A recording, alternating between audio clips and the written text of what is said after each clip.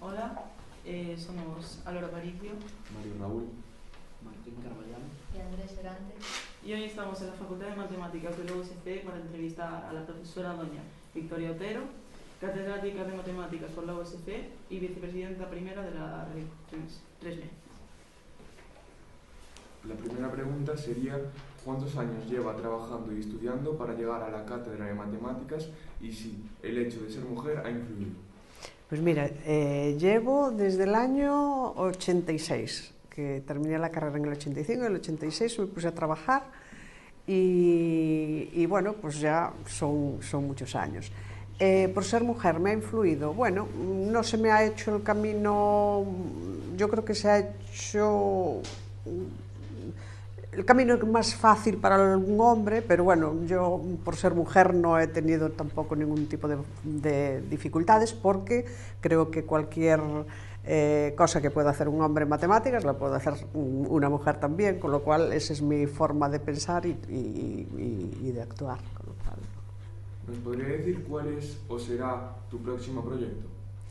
Pues mira, ahora mismo habéis dicho que soy vicepresidenta de la Real Sociedad Matemática, y entonces ahí tenemos muchos proyectos. Creo que una de las cosas que tenemos que hacer es intentar llegar a todos los institutos, la Real Sociedad Matemática, pues para hablar con vosotros precisamente y de la importancia que tienen las matemáticas para vuestra formación y desde luego para ayudaros, ¿no?, en que os gusten mucho las matemáticas y que las apliquéis, ¿no?, que sepáis aplicarlas.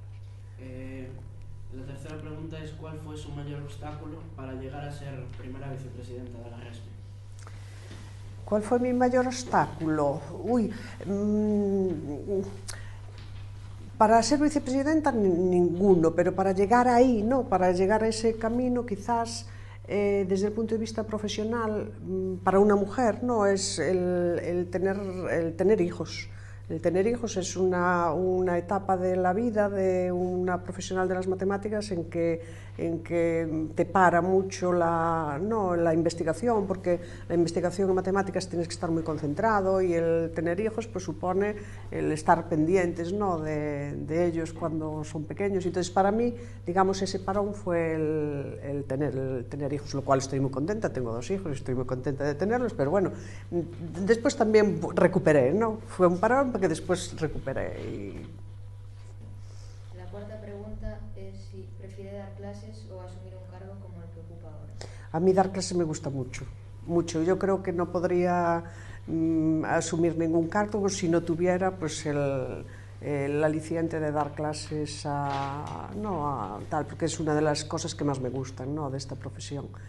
Me gusta también mucho investigar en matemáticas, pero lo de dar clases es lo que más me gusta. Me realiza mucho el hablar con los alumnos, el poder aportarles algo, ¿no?, y que ellos me aportan a mí mucho. Además, es que el dar clases no es solamente yo hacia ellos, sino los alumnos y las alumnas me aportan a mí muchísimo, ¿no?, cuando hablo con ellos.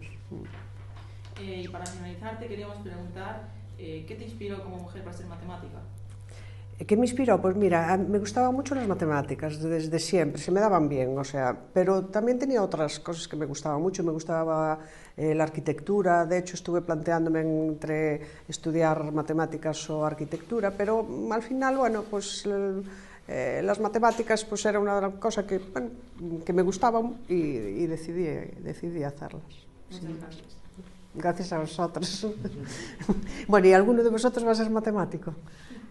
¿Os gustan las matemáticas? Sí, os gustan. Bueno, por lo menos ya eso. Ya no es necesario ser matemático, no, pero que llevéis las matemáticas a donde vayáis, creo que es muy importante. Os da otra visión de la vida que a lo mejor ahora no la entendéis, pero dentro de unos añitos sí que la vais a entender. Vale, o sea que enhorabuena. Gracias. Nada, vosotros.